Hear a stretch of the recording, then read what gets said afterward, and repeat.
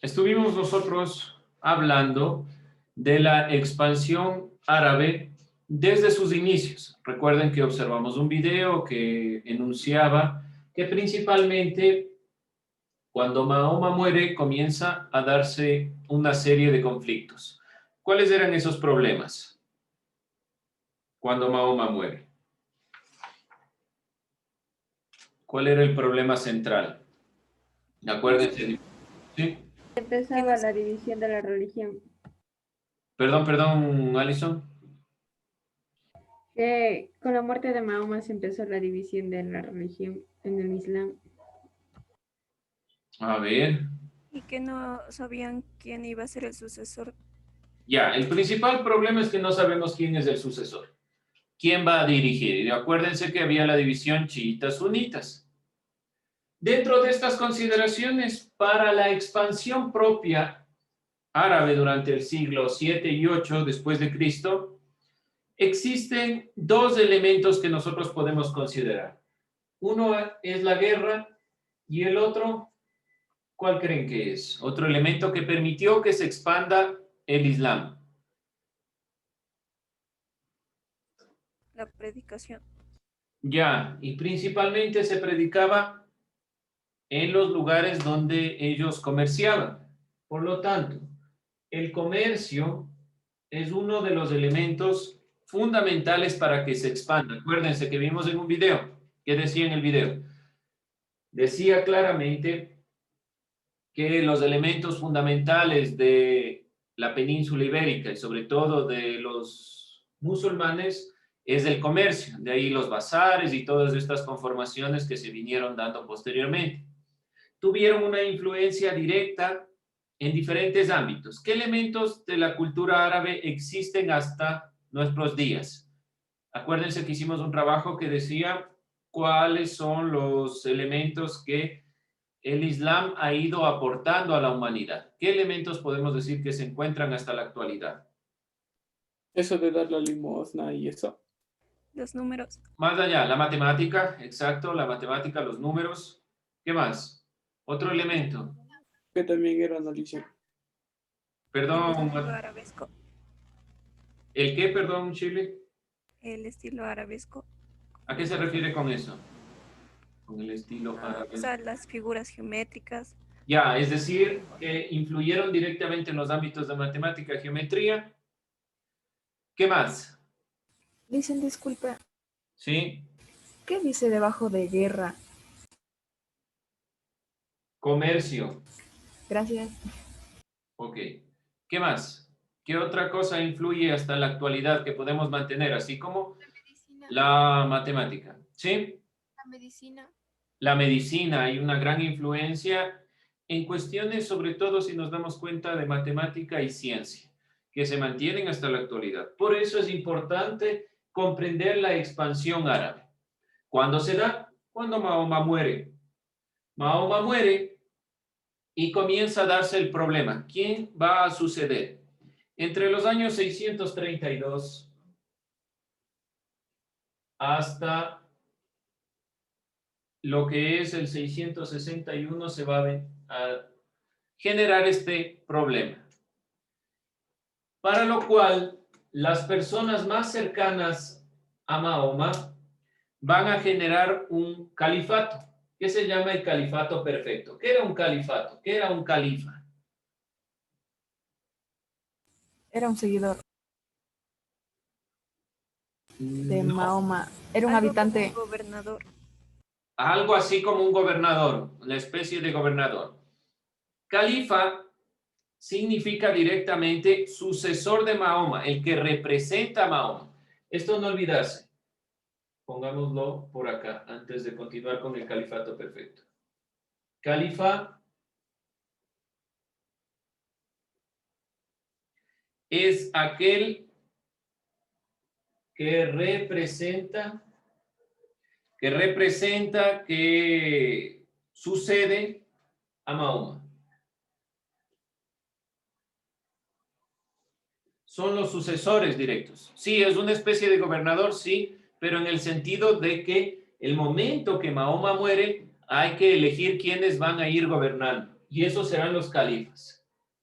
El califato perfecto es el primero de estos grupos de personas que van a gobernar, que son representantes de Mahoma, y serán las personas cercanas a esta misma persona. Uno de ellos, ¿cuál era?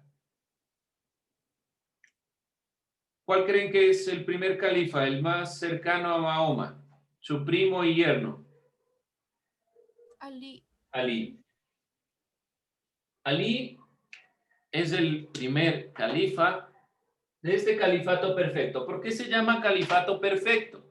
Se llama califato perfecto porque son las personas más cercanas a Mahoma de línea directa, es decir, son sucesores directos de Mahoma. Durante 3 décadas, el califato perfecto se extendió y se expandió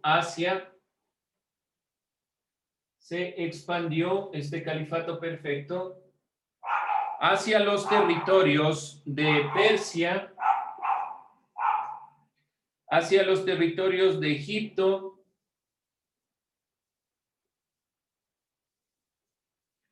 Mesopotamia,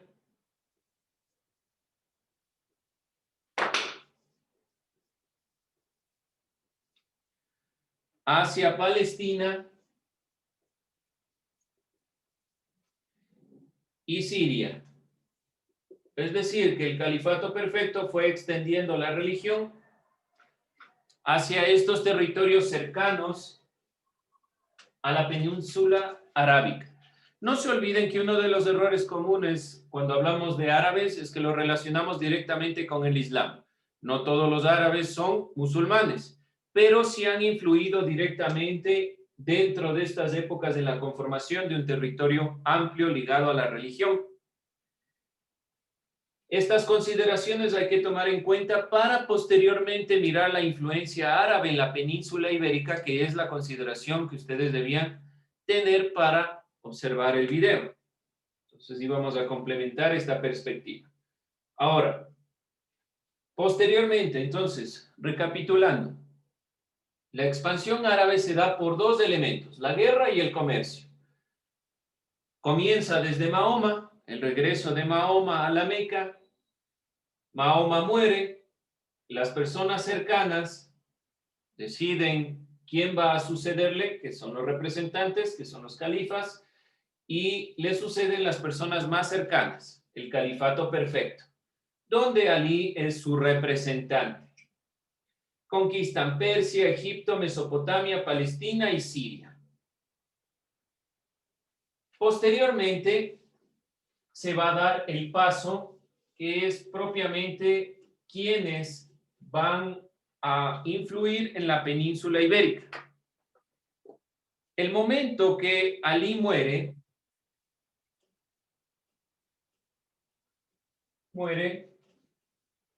se da la misma coyuntura. ¿Quién va a suceder a Ali? Entonces se genera una serie de familias de la misma tribu de los profetas que toma el control. Ya no son directamente allegados a Mahoma, son ligados a los sucesores. Entonces, cuando Ali muere, se va a dar el califato o los califas, califato de los omeyas. En el video deben ustedes haber observado que hablaba del califato de los omeyas. Este califato de los omeyas es aquel que proviene de la muerte de Ali y que decimos que son principalmente familias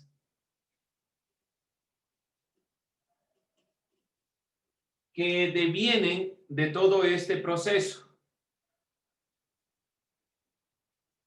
Entonces están ligados a la perspectiva, pero ya en una siguiente generación, por decirlo de alguna forma. Durante todo este periodo de expansión, el Islam traspasó las fronteras del mundo árabe. A lo largo del primer siglo, turcos, persas y bereberes y otros grupos empezaron a convertirse al Islam. Entonces, si nosotros observamos un grupo importante como son los turcos, los persas, los bereberes,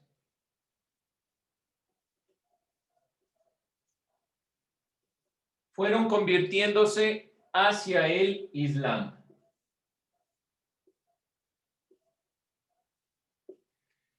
Este grupo es un grupo étnico del norte de África, que también utilizaba el término en Europa para referirse a los árabes en general.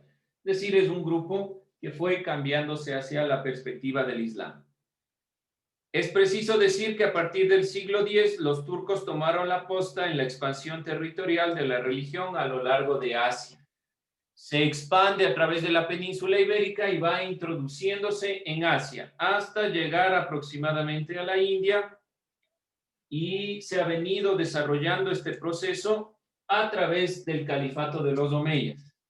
El califato de los omeyas, si nosotros miramos el centro del poder de del califato, su centro es Damasco, fue Damasco.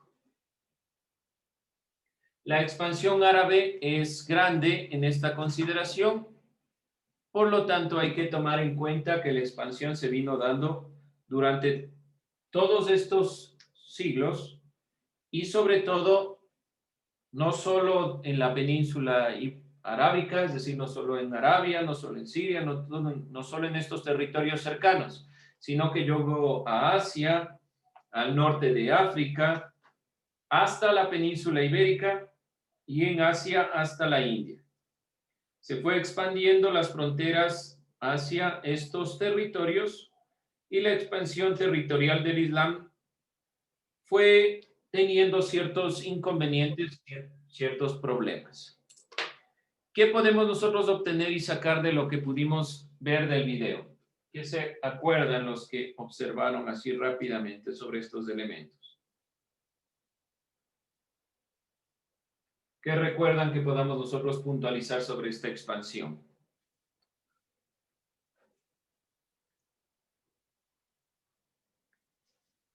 ¿Qué elementos podemos nosotros visualizar a partir de lo que hemos estado hablando, de la expansión árabe?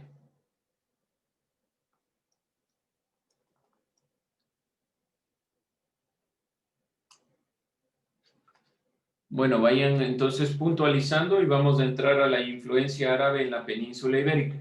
Sin antes mencionar que dentro de estas consideraciones, la expansión árabe tiene este proceso de Mahoma hacia sus primeros seguidores directos, que serán el califato el califato perfecto, del califato perfecto al califato de los omeyas, donde se expande de una forma grande.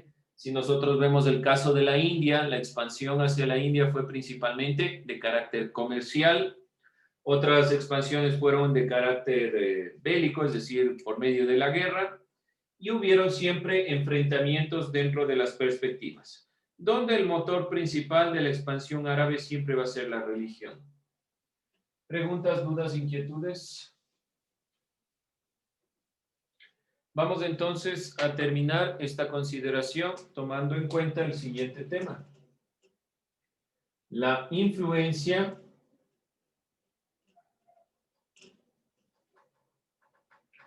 árabe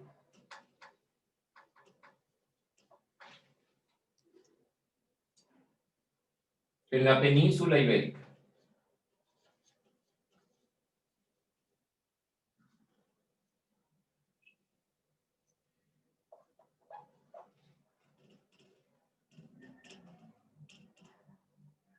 ¿Cómo se expande a la península ibérica? Shirley.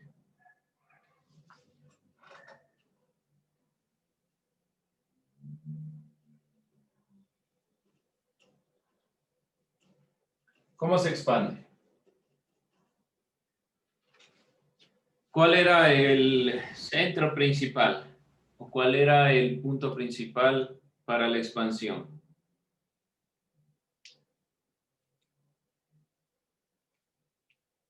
Chan, chan, chan. O sea, comenzó todo con una guerra, una traición. Y es que Eso estuvo muy largo el video y hubo mucha gente. Claro, claro, yo sé, por eso mismo les pedí que lo revisen con calma, porque era necesario ir puntualizando ciertos elementos. Vamos a cerrar los puntos esenciales y vuelven a sacar los elementos complementarios del video. ¿Hecho? Entonces, durante el califato de los omeyas, al andaluz,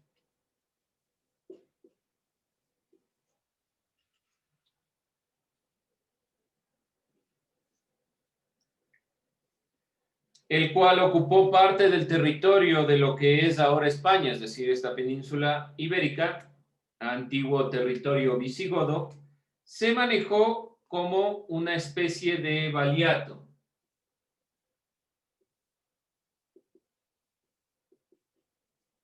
Es decir, que era una provincia de todo el califato, ¿sí? Esto es como si fuera una provincia, es la idea de provincia. Dentro de esta consideración se fue introduciendo la perspectiva de la expansión árabe en este tiempo a través del califato de los omeyas.